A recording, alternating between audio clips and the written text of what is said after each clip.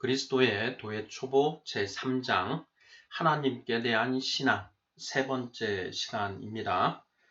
일반 섭리 대 특별 섭리라는 소제목하에 모두 8개의 질문으로 이루어져 있습니다. 질문을 먼저 읽어보도록 하겠습니다. 1번 성경 곳곳에 하나님이 숨어 계신다는 표현이 등장합니다.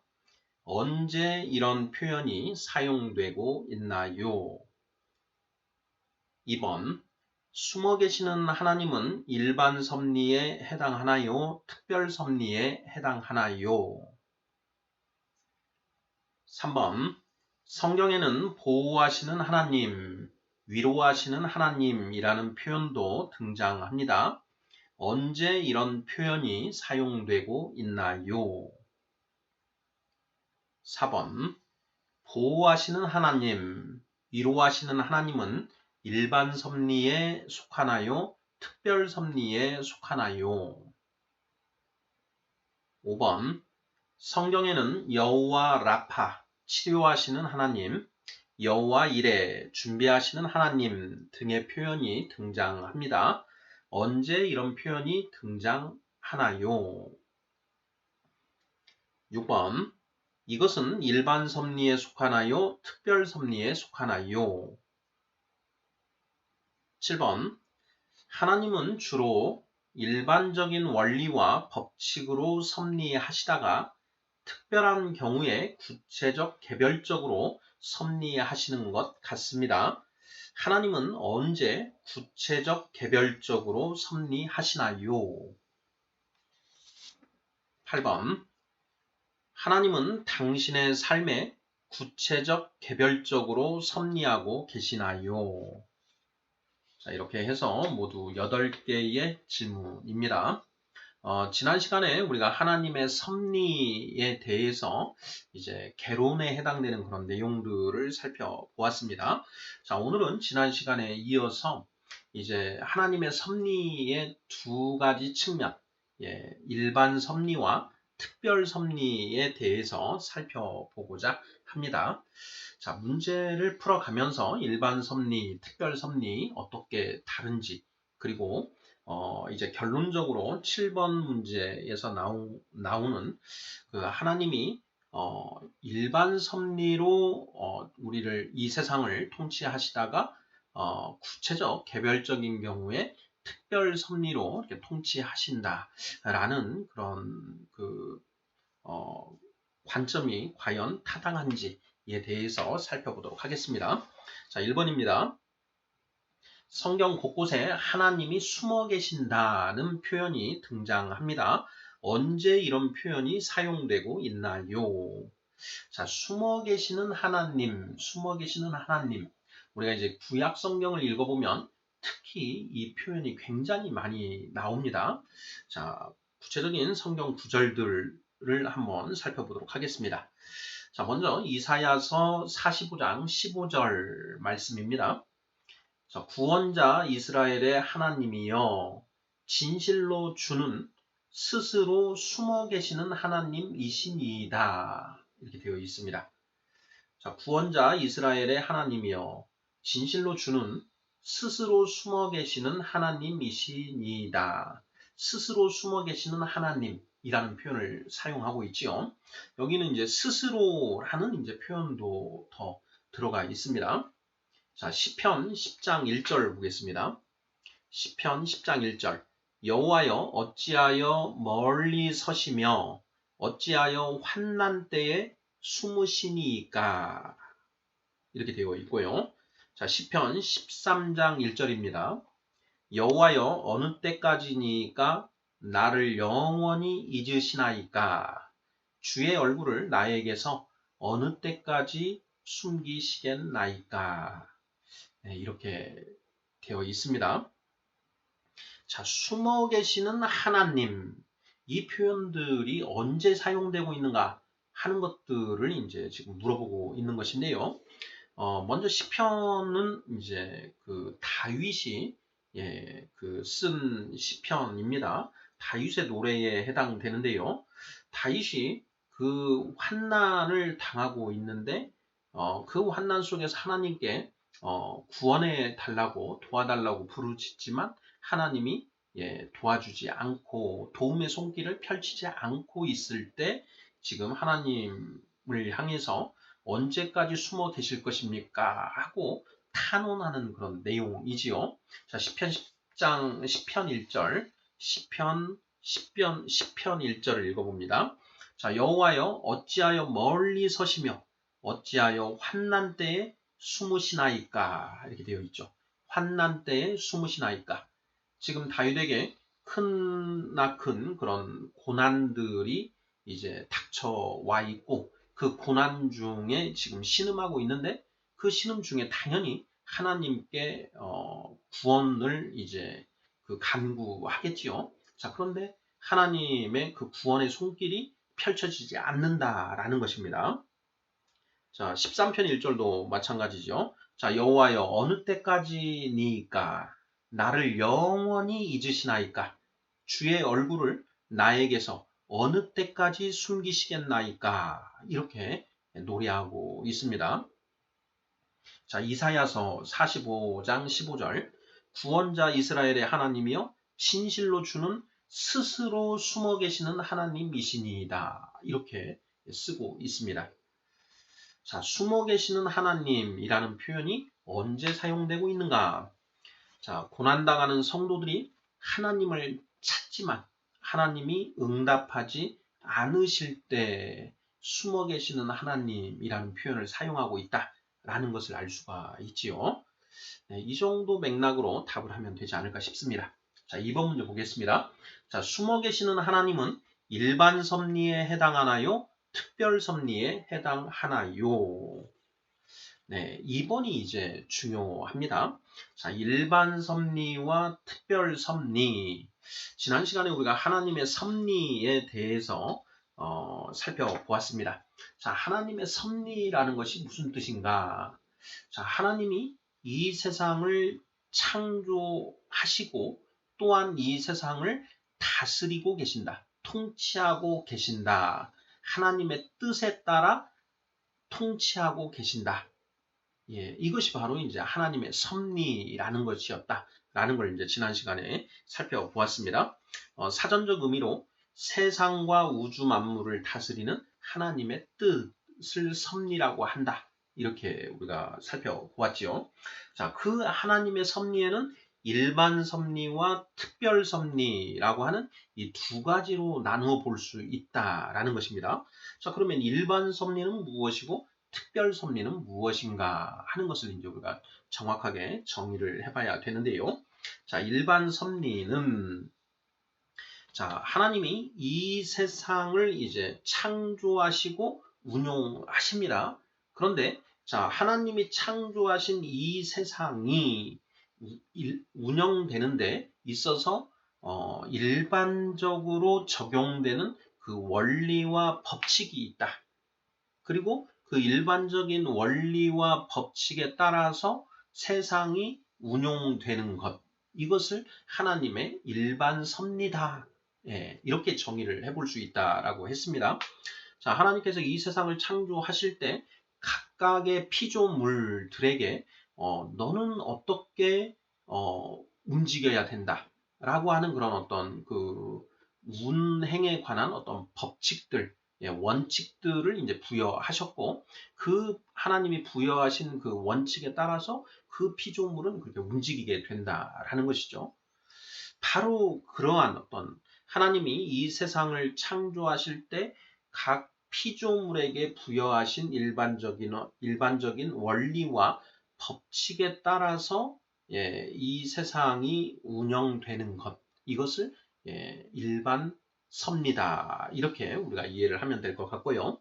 자, 특별 섭리는 무엇인가? 특별 섭리는 자, 하나님이 이 일반 섭리에 의해서 운영되는 이 세상에 자, 하나님의 뜻에 따라서 특별히 개별적 구체적으로 개입하시는 경우에 그 개입하셔서 통치하시는 경우에 섭리를 특별 섭리라고 이렇게 이제 정의를 하면 크게 무리가 없을 것 같습니다.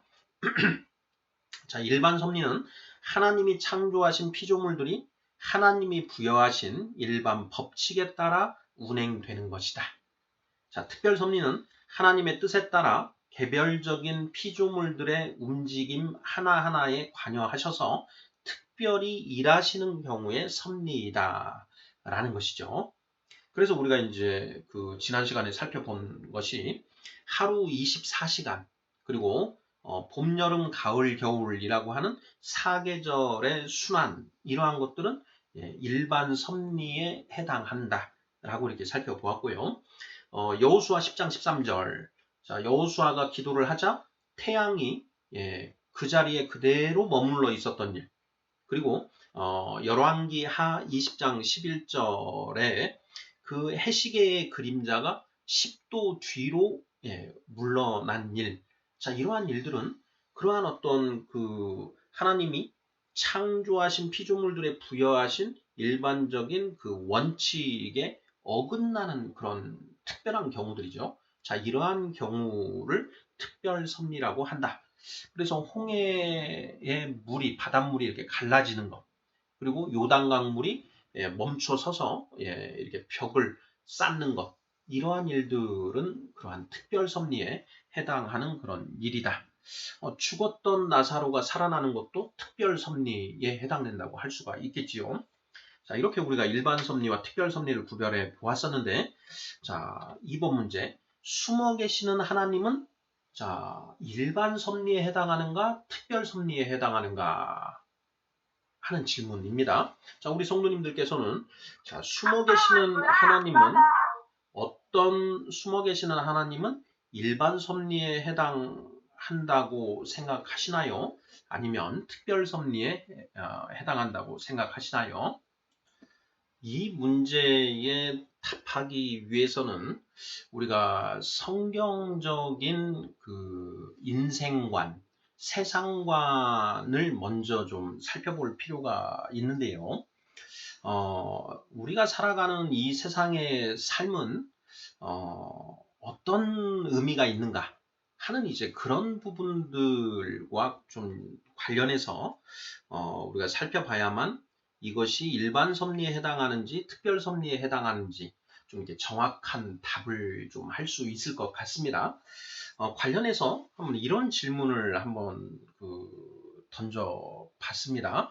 자, 성도가 고난을 통하여 성장하는 것은 하나님의 뜻에 부합하는 것일까, 반하는 것일까 하는 질문입니다. 자, 사탄이 욥을 시험합니다.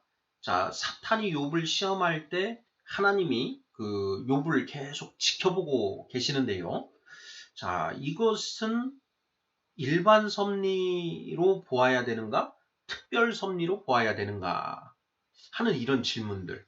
이런 질문들을 이제 던져보고 그것에 대한 답을 우리가 찾아가면서 이 숨어 계시는 하나님은 일반 섭리에 해당하는가, 특별 섭리에 해당하는가 하는 이 문제에 대해서 좀 답을 할 수 있지 않을까 이런 생각을 좀 해봤습니다.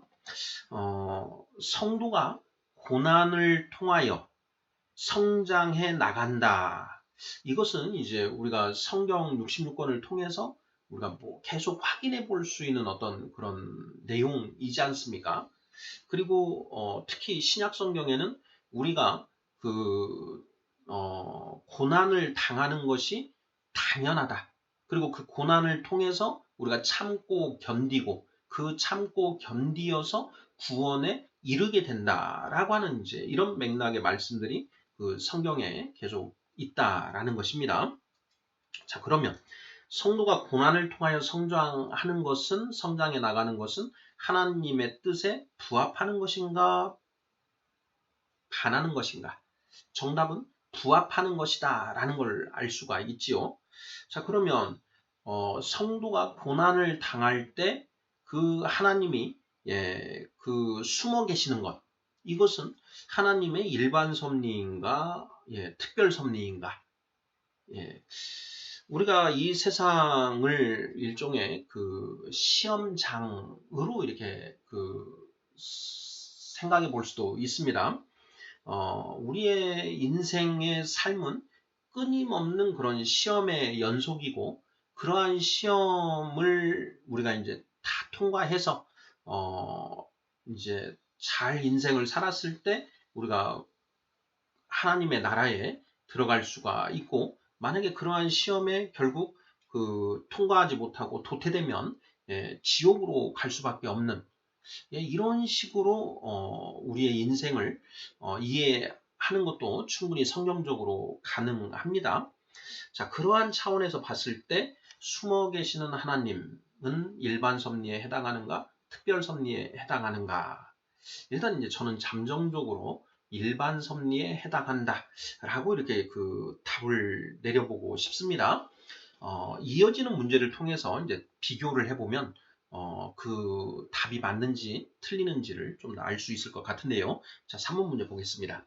자, 성경에는 보호하시는 하나님, 위로하시는 하나님이라는 표현도 등장합니다. 언제 이런 표현이 사용되고 있나요? 하는 질문입니다. 자, 보호하시는 하나님, 위로하시는 하나님이라는 표현이 성경에 등장하지요. 자, 먼저 보호하시는 하나님이라는 표현을 한번 찾아보도록 하겠습니다. 자, 신명기 32장 10절입니다. 신명기 32장 10절. 자, 여호와께서 그를 황무지에서 짐승이 부르짖는 광야에서 만나시고 호위하시며 보호하시며 자기의 눈동자같이 지키셨도다. 이렇게 되어 있습니다. 야곱을 하나님이 보호하시고 지키셨다라는 이제 그런 내용인데요.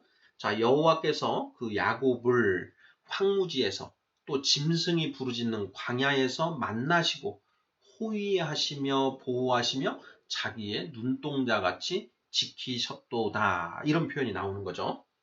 자, 그리고 시편 27편 5절도 한번 보겠습니다. 여호와께서 환난 날에 나를 그의 초막 속에 비밀히 지키시고 그의 장막 은밀한 곳에 나를 숨기시며 높은 바위 위에 두시리로다. 이렇게 되어 있습니다. 자, 이 시편은 이제 다윗이 쓴 시지요. 환난 날에 여호와께서 나를 하나님의 초막 속에 비밀히 지키시고 그의 장막 은밀한 곳에 나를 숨기시며 높은 바위 위에 두셔서 나를 보호해 주신다. 이런 이제 표현이 있는 것이지요. 자, 이 보호하시는 하나님이라는 이 표현이 언제 지금 사용되고 있는지 이 부분을 우리가 생각을 해봐야 됩니다. 자, 다음은 위로하시는 하나님이라는 표현을 찾아보겠습니다. 자, 고린도후서 1장 4절입니다. 자, 우리의 모든 환난 중에서 우리를 위로하사 우리로 하여금 하나님께 받는 위로로서 모든 환난 중에 있는 자들을 능히 위로하게 하시는 이시로다. 이렇게 되어 있습니다.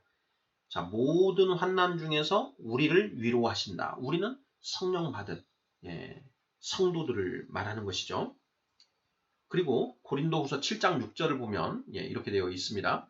자, 그러나 낙심한 자들을 위로하시는 하나님이 디도가 옴으로 우리를 위로하셨으니 이렇게 되어 있습니다. 자, 디도가 옴으로 우리를 위로하셨다. 낙심한 자들을 위로하시는 하나님이 우리를 위로하셨다. 이런 표현이 나와 있는 것이죠. 자, 보호하시는 하나님, 위로하시는 하나님이라는 표현이 언제 사용되고 있는가? 자, 어떻게 답을 하면 될까요? 자, 고난 중에, 환난을 당하고 있는 중에 하나님이 우리 성도들을 지키시고 또 위로해 주신다. 그러니까 환난 중에 사용되고 있다라는 것이죠. 자, 숨어 계시는 하나님도 그 환난 중에 표현된 것이었는데 이 보호하시는 하나님, 위로하시는 하나님이라는 표현도 그 환난 중에 지금 사용되고 있다라는 것을 알 수가 있습니다. 자, 4번 문제 보겠습니다. 자, 보호하시는 하나님, 위로하시는 하나님은 일반 섭리에 속하나요? 특별 섭리에 속하나요? 하는 질문입니다. 이것은 좀 쉬운 것 같습니다. 특별 섭리가 답이 될 것 같은 그런 느낌이 들지 않으신가요? 예.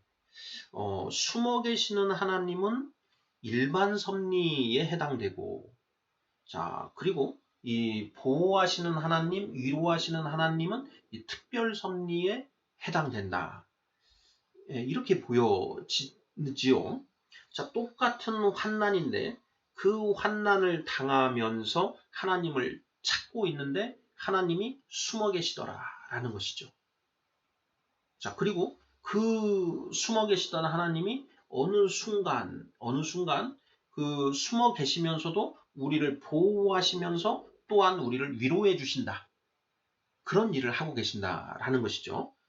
자, 숨어 계시는 하나님은 일반 섭리에 해당하고 우리를 보호해 주시고 위로해 주시는 하나님은 특별 섭리에 해당한다. 이렇게 좀 봐도 되지 않을까 싶습니다. 우리가 일반 섭리는 자, 하나님이 창조하신 피조물들이 하나님이 부여하신 일반 법칙에 따라 운행되는 것이라고 했고요. 자, 특별 섭리는 하나님의 뜻에 따라 개별적인 피조물들의 움직임 하나하나에 관여하셔서 특별히 일하시는 경우에 섭리를 말한다. 이렇게 보았을 때, 이 세상 모든 사람들은 결국은 고난을 받으면서 살 수밖에 없습니다. 제가 이제 이 성경의 고난의 그 유형을 좀 나누어서 살펴봤는데, 네 가지가 있는 것 같습니다. 첫 번째는 세상의 올무이고요.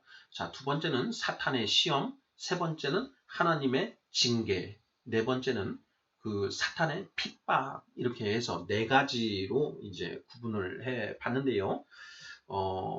세상의 올무, 타락한 인간들은 이 세상 속에서 서로 약육강식, 무한 경쟁, 그 생존 경쟁을 이렇게 벌이고 있습니다. 그 속에서 그 타락한 인간들이 서로가 서로에 대한 올무로서 작용을 한다라는 것입니다.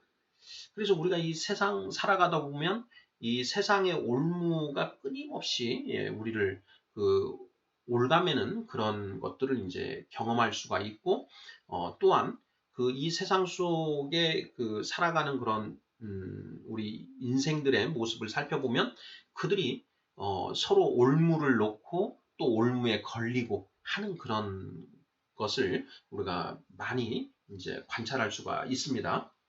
자, 그리고 그게 이제 세상의 올무이고요. 그 다음에 이제 예수 그리스도를 영접하고 성령을 받은 그 성도들에게는 그 세상의 올무 외에 세 가지 이제 고난이 더 추가가 됩니다. 하나는 사탄의 시험입니다. 사탄이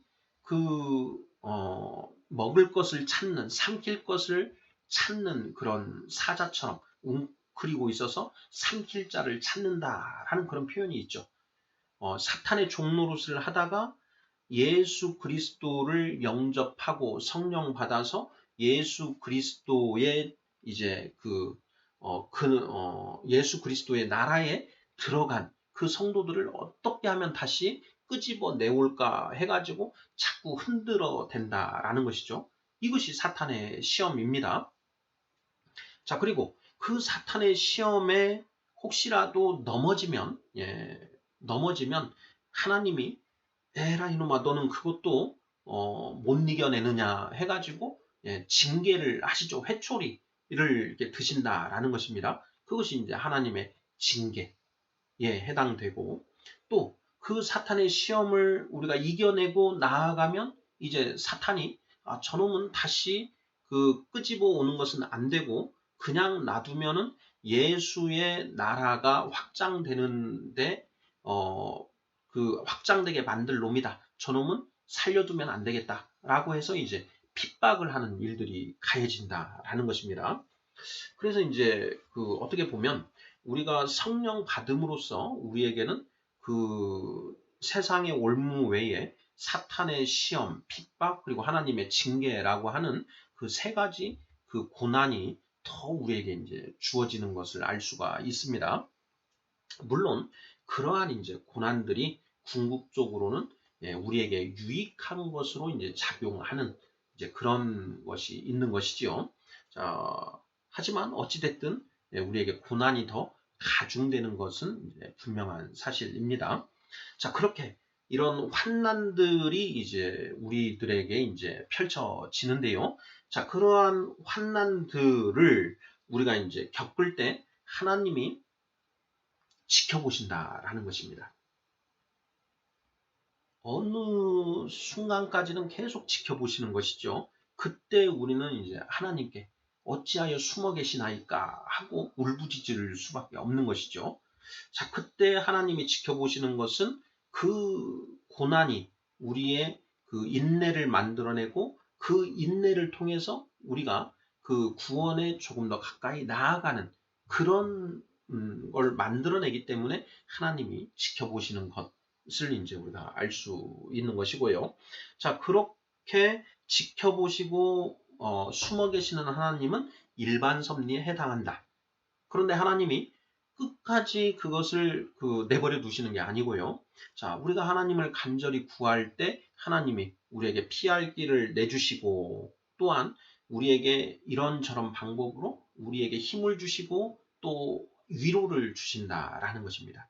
그것은 하나님의 그 특별 섭리에 해당된다. 이렇게 우리가 이해를 할 수 있지 않을까 이런 생각이 듭니다. 자, 4번 문제 보도록 하겠습니다. 자, 하나님의 4번 문제 특별 섭리까지 봤고요. 5번 문제 자, 성경에는 여호와 라파 치료하시는 하나님, 여호와 이레 준비하시는 하나님 등의 표현이 등장합니다. 언제 이런 표현이 사용되나요? 하는 질문입니다. 자, 먼저 여호와 라파 치료하시는 하나님 자, 출애굽기 15장 25절 26절인데요. 읽어보도록 하겠습니다. 자, 모세가 여호와께 부르짖었더니 여호와께서 그에게 한 나무를 가리키시니 그가 물에 던지니 물이 달게 되었더라. 거기서 여호와께서 그들을 위하여 법도와 율례를 정하시고 그들을 시험하실세. 이르시되 너희가 너희 하나님 나 여호와의 말을 들어 순종하고 내가 보기에 의를 행하며 내 계명에 귀를 기울이며 내 모든 규례를 지키면 내가 애굽 사람에게 내린 모든 질병 중 하나도 너희에게 내리지 아니하리니 나는 너희를 치료하는 여호와임이라 이렇게 되어 있습니다. 여기에 이제 치료하는 여호와 이 부분을 이제 그 여호와 라파 이렇게 이제 표현을 하는 것이죠. 자, 출애굽기 15장 26절에 이 여호와 라파라고 하는 표현이 등장한다라는 걸 우리가 알 수가 있고요. 자, 여호와 이레 준비하시는 하나님에 관한 표현은 자, 창세기 20장에 나옵니다. 창세기 20장은 이제 하나님이 아브라함을 시험하시는 장면이지요. 자, 너의 독자 이삭을 나에게 번제로 바치라 라고 하나님이 시험을 하시는 것이죠. 자, 창세기 20장 13, 14절 읽어보겠습니다. 아브라함이 눈을 들어 살펴본즉 한 순양이 뒤에 있는데 뿔이 수풀에 걸려 있는지라. 아브라함이 가서 그 순양을 가져다가 아들을 대신하여 번제로 드렸더라. 아브라함이 그 땅 이름을 여호와 이레라 하였으므로 오늘날까지 사람들이 이르기를 여호와의 산에서 준비되리라 하더라. 이렇게 되어 있습니다. 여호와께서 준비하신다. 이것이 바로 여호와 이레이지요. 하나님이 아브라함을 시험하셨습니다. 자, 아브라함의 그 믿음, 하나님께 대한 신앙이 어느 정도인지를 이제 시험을 하신 것이죠.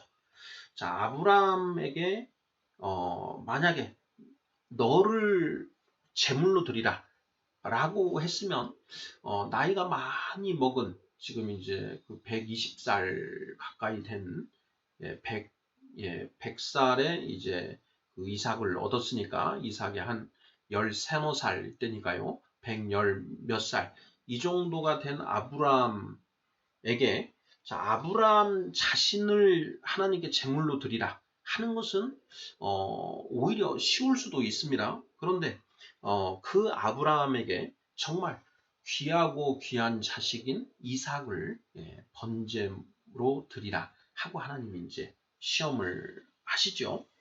그 명령을 받은 아브라함이 그 다음 날, 그 이삭을 데리고 새벽같이 이제 그 출발을 합니다. 모리아 산으로 출발을 하죠. 그러면서 2박 3일 만에 이제 모리아 산 가까이 이제 산 아래에 도착을 하는데, 그 2박 3일 동안 그 모리아 산을 향해서 가는 그 아브라함이 룰루랄라 하는 그런 마음으로 가지는 절대 않았을 것입니다. 가는 그 와중에 끊임없이 정말 이게 하나님의 명령이 맞나? 하나님의 말씀이 맞는 것인가? 하나님이 왜 이런 명령을 하시는 것일까? 분명 하나님이 이 이삭을 나에게 주셨고, 이 이삭을 통해서 그 나의 자손이 그 바닷가의 모래알처럼 많고 또 하늘의 별처럼 많을 것이다. 이렇게 말씀하셨는데, 이삭을 번제물로 드리라고 하는 것, 이것이 과연 맞는 것인가 하는 이제 그런, 그리고 또 그게 하나님의 명령이 맞다라고 할 때 내가 이 하나님의 명령에 순종하는 것이 과연 타당한가 하는 문제에 대해서 정말 그 수없이 그 생각을 많이 했을 것 같습니다. 이삭을 정말 끔찍히 생각하는 자기 부인 사라의 입장을 생각하면 더 정말 그 심각한 어떤 그런 상황이었겠지요. 자, 그러한 2박 3일에 걸친 고민 끝에 결론은 아브라함이 이삭을 번제물로 바치라라고 한 하나님의 명령에 순종하는 것으로 이제 그 결론을 내렸지요. 자, 그러자 그 하나님이 이삭을 죽이려고 하는 아브라함을 멈추게 하고, 그 다음에 그 번제물로 쓸 순양을 그 수풀에 준비해 두셨다라는 것입니다. 그렇게 하나님이 준비하신다라는 것, 이것을 우리가 이제 여호와 이레라고 이렇게 이야기를 하지요. 자, 그래서 5번 문제. 성경에는 여호와 라파, 여호와 이레 등의 표현이 등장합니다. 언제 이런 표현이 사용되나요? 하는 문제 살펴보았습니다. 자, 6번 문제. 자, 이것은 일반 섭리에 해당하나요? 특별 섭리에 해당하나요? 자, 정답은 무엇인가요? 네, 특별 섭리다.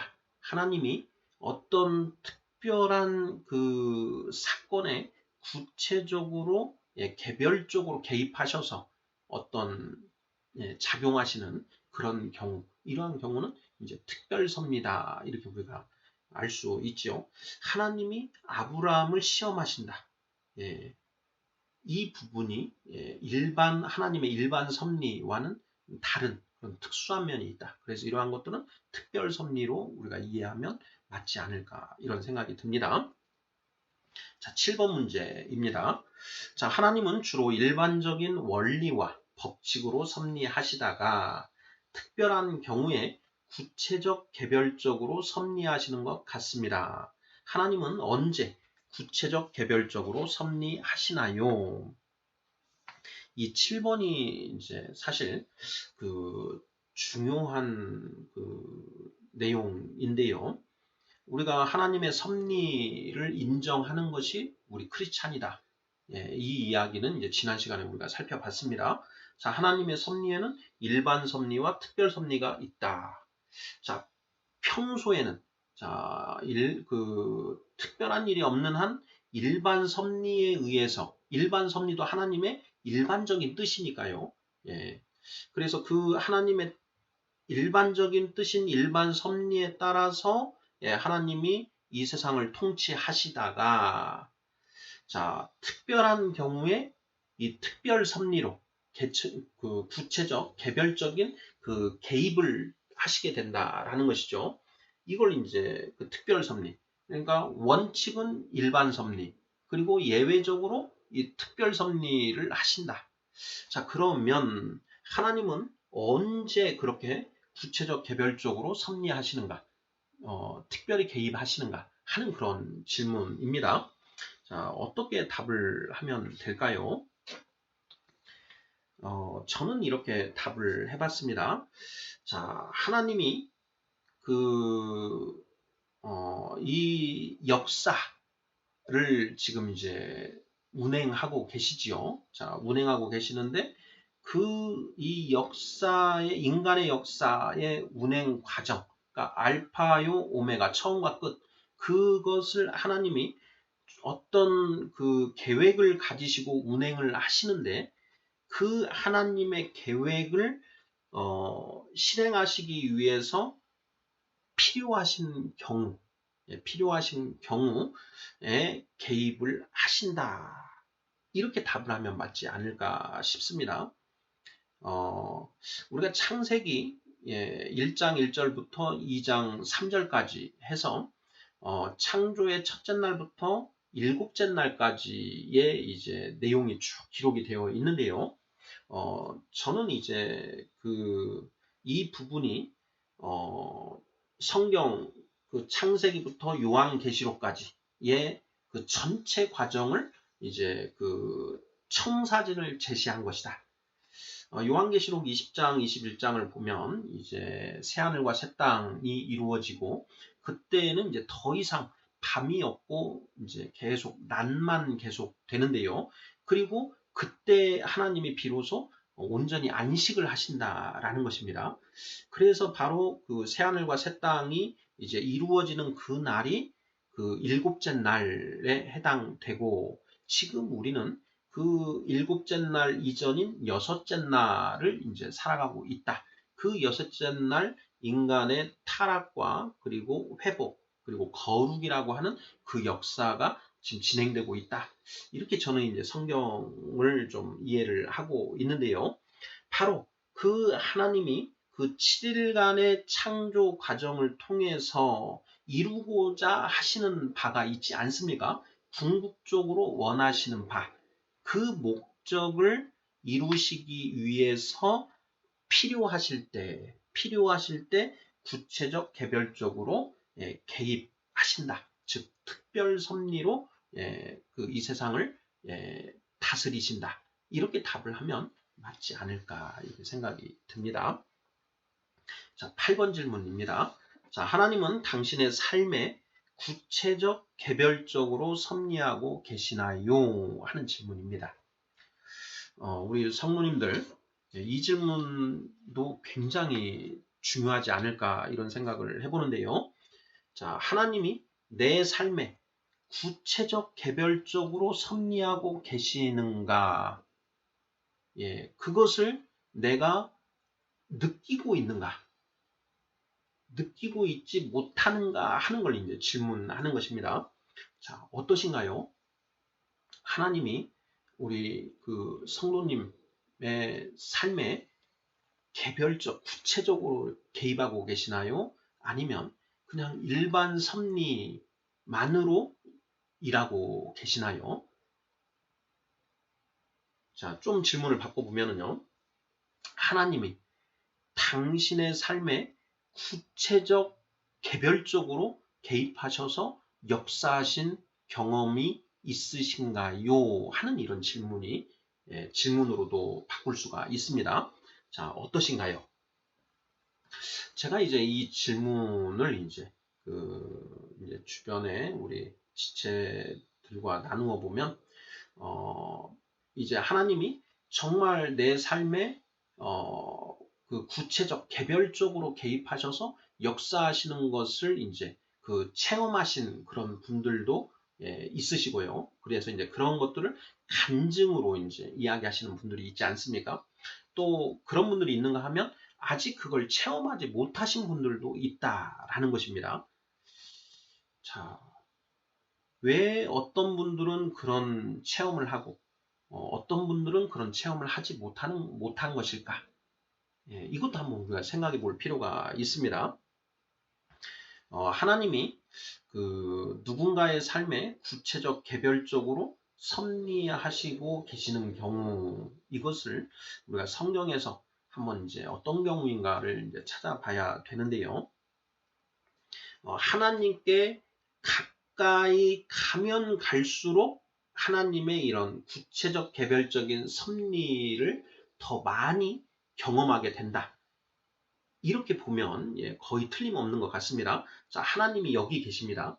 자, 그런데 자, 어떤 사람은 이 하나님으로부터 멀리 해서 이쪽 끝에 있다라고 하죠. 자, 여기에 있는 사람이 있고, 그리고 이 중간에 있는 사람이 있고, 또 더 가까이 하나님께 가 있는 사람이 있다라고 했을 때, 이 가까이, 하나님께 가까이 다가갈수록 하나님의 이 개별적 그런 구체적인 섭리하심을 더 많이 경험하게 된다.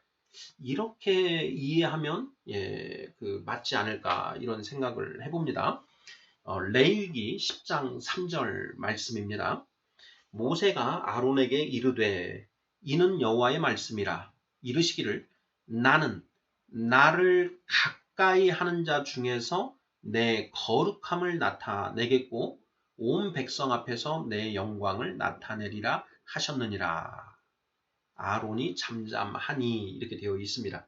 자, 여기에 보면 자, 여호와의 말씀이라 여호와께서 이르시기를 나는 나를 가까이 하는 자 중에서 내 거룩함을 나타낼 것이다. 이렇게 나타내겠다. 이렇게 말씀하셨다라는 것이죠. 하나님을 전혀 모르고 그냥 살아가는 이 세상에 그 자연인들, 우리가 자연인이라고 표현을 하는데요. 그 자연인들은 이 하나님의 섭리 자체를 거의 느끼지 못하고 살아가지요.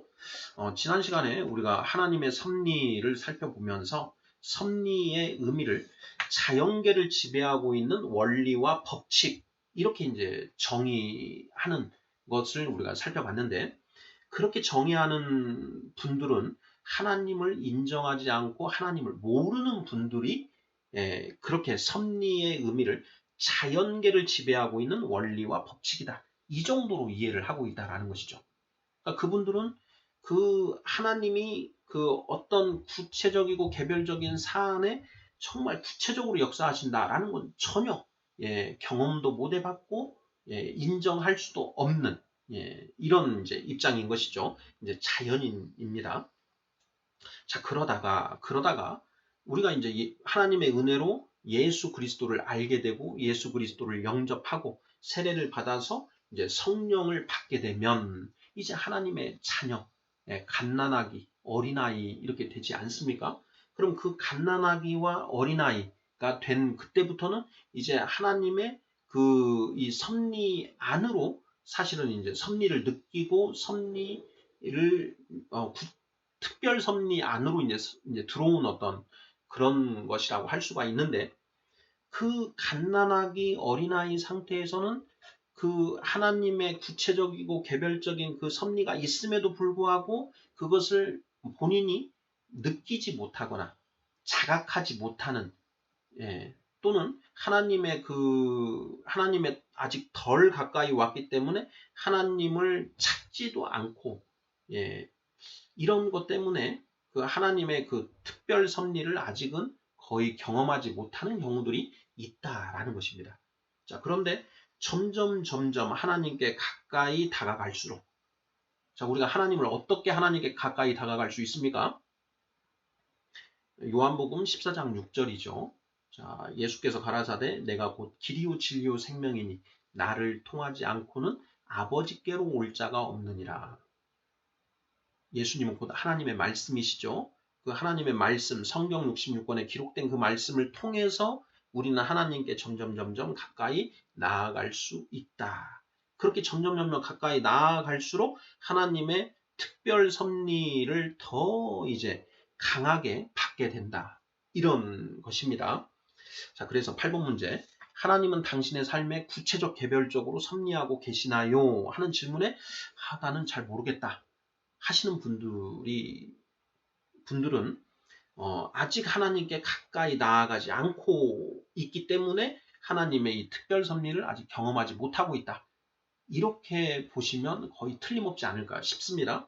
자, 나는 하나님의 특별 섭리를 정말 경험하고 싶다. 그럼 어떻게 해야 되는가?